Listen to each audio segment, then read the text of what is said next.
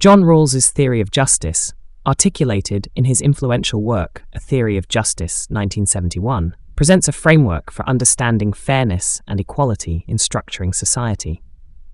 At its core, Rawls seeks to establish principles that would ensure a just society, particularly in distributing wealth, opportunities, and social advantages. To achieve this, he proposes a thought experiment known as the original position, where individuals design society's rules without knowing their future status or position within it. This ignorance, called the veil of ignorance, ensures that decisions are made impartially, as no one knows whether they will end up rich or poor, advantaged or disadvantaged. Thus, the principles agreed upon would be fair to everyone. Rawls formulates two principles of justice as the outcome of this thought experiment. The first is the principle of equal basic liberties, which asserts that each person should have an equal right to the most extensive set of fundamental freedoms compatible with similar liberties for others. These include rights such as freedom of speech, religion, and assembly. The second principle, called the difference principle, states that social and economic inequalities are permissible only if they benefit the least advantaged members of society.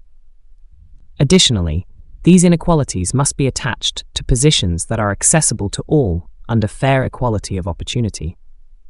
This second principle is crucial in addressing social and economic disparities in a structured and equitable manner. The difference principle is particularly notable for prioritizing the welfare of society's most disadvantaged members. In this way, Rawls's approach aims to combine both a commitment to liberty and a concern for social and economic equality. Unlike utilitarianism, which seeks the greatest good for the greatest number and can justify sacrifices for minorities, Rawls's theory gives strong protections to individual rights and insists that the benefits of social cooperation be shared more equitably. His idea is not to eliminate all inequalities, but to ensure that they work to improve the prospects of the least fortunate. This formulation has had a profound impact on political and philosophical discussions about social justice, prompting many to reconsider how societies should be structured to balance liberty and equality. Despite its influence, Rawls's theory has been subject to various criticisms. One of the main critiques is its level of abstraction, which some argue makes it difficult to apply to real-world policy issues. The original position and the veil of ignorance, while theoretically powerful, are constructs that may oversimplify the complexity of human social arrangements. Some have argued that Rawls's approach abstracts individuals from their social identities and commitments, failing to acknowledge that our sense of justice is often rooted in cultural, community, and historical contexts.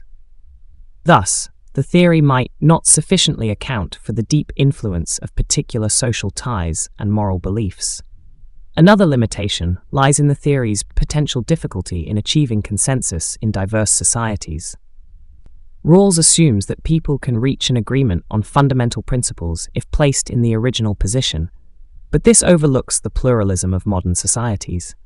People have different moral, religious, and cultural beliefs, which may lead to disagreement even under idealized conditions.